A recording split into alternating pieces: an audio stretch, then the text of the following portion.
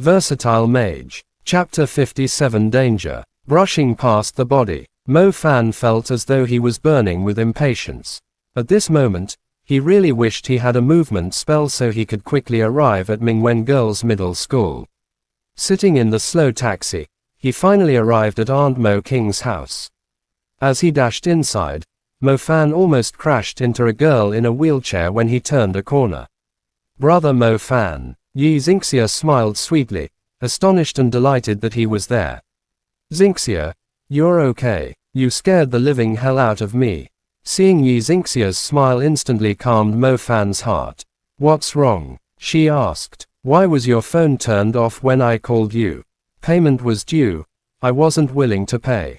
Yi Xingxia lowered her head, embarrassed. All right, the girl was just trying to save a little money. Either way, as long as she was fine, Mo Fan relaxed. Did the practicals go smoothly? Yi Xingxia handed him a rolled handkerchief. Nowadays, girls who carried a handkerchief were rare. It wasn't that Xingxia was obsessed with literature. It was simply to save money. Mo Fan wiped his sweat, catching the alluring scent on it. Still that familiar fragrance.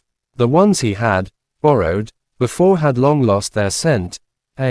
Almost exposed my vulgar side there. I heard that there are missing girls from your school. Mo Fan asked. Yi Xingxia nodded urgently. It's really scary this time. Aunt won't even let me go to school. Tell me what's going on. It's a girl from my next door class. Her name is Lin Yuna. The day she disappeared, I was also in the library. She even told me she was going back to the dormitory. But after that, I never saw her again. None of the cameras in school recorded her leaving either, Yi Xingxia said quietly. Seeing her turn pale at the memory, Mo Fan lightly patted her shoulder. In that case, you were the last person to see her? Mo Fan asked. Yeah, the police have already questioned me several times, but that's all I know. However, Yi Xingxia lowered her head. What's wrong? Mo Fan pressed. After leaving the library, I smelled something strange, similar to the rancid odor from a certain spot in the school cafeteria. But our library is far from the cafeteria, and at that moment, I felt a strange chill, like something was staring at me. I was so scared that I hurriedly left, Yi Xingxia said. Mo Fan's brows furrowed. Apparently, she had been dangerously close to the source. Brother Mo Fan, if I hadn't left early, Yi Xingxia trailed off, clearly shaken.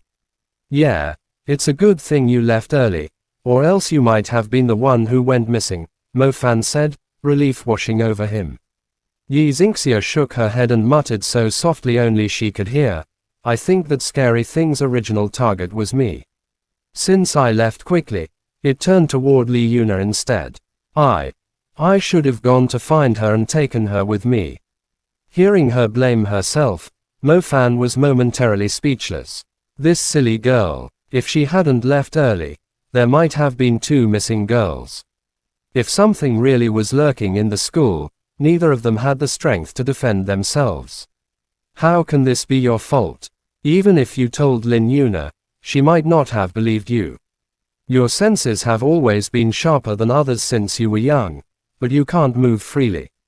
Being able to protect yourself is already impressive, Mo Fan said gently.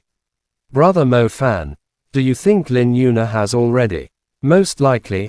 Oh, no. Definitely not. I'm now working for the City Hunter team. We'll solve this problem. How could I let my cute Xingxia stay in such a dangerous school? Mo Fan declared, patting his chest. This came from the heart. With such a thing happening in Mingwen Girls' Middle School, even if he wasn't a city hunter, he'd still rush over. Yi Xingxia had already lost enough growing up. Mo Fan would never allow his wheelchair-bound sister to suffer more. She was pure, beautiful, and kind. As a child, Mo Fan often hid at Yi Xingxia's house after fighting with the neighborhood kids to avoid his father's scolding. She would carefully clean and bandage his cuts and even lie for his sake. Ever since then, Mo Fan had vowed to take good care of her and never let her be hurt. For the next few days, stay home. Wait until I deal with the perpetrator. Mo Fan patted her head. Yi Xingxia nodded sweetly. After learning Mo Fan was a lightning mage, she felt much safer. Moreover, she could sense that her brother Fan was growing stronger and stronger. He had gone from a common youth to a magician, and now to a city hunter. He seemed to change every time she saw him, and she guessed he worked hard to improve whenever they were apart. Brother Mo Fan, did you get a lot of sun during your practicals? Not at all. Why, you're so black I could barely recognize you. After leaving his aunt's home, Mo Fan headed for Mingwen Girls' Middle School. Shit, a city and a school actually had something so scary happening. Developing the flowers of the nation in such an environment. The teachers might endure it, but this uncle won't. The beautiful girls of Mingwen Girls' Middle School, do not be flustered, do not be afraid, your prince on a black horse has arrived to rescue you from chaos. Bang! Kicking open the elegant school gates, Mo Fan prepared to bask in the admiration of thousands of girls in short white skirts. Who would have thought the entire campus was completely empty? A few stray cats in the flower beds stuck their heads out, staring at the intruder with disdain, as if to say, where'd this idiot come from? You scared the crap out of this daddy. Oh. Right, it's summer break. No girls here. Hey, you got here before me. Mo Fan turned and saw Guo Kaitang, the extremely arrogant girl. Other than her plump chest and slender legs, her whole presence radiated the aura of an evil woman.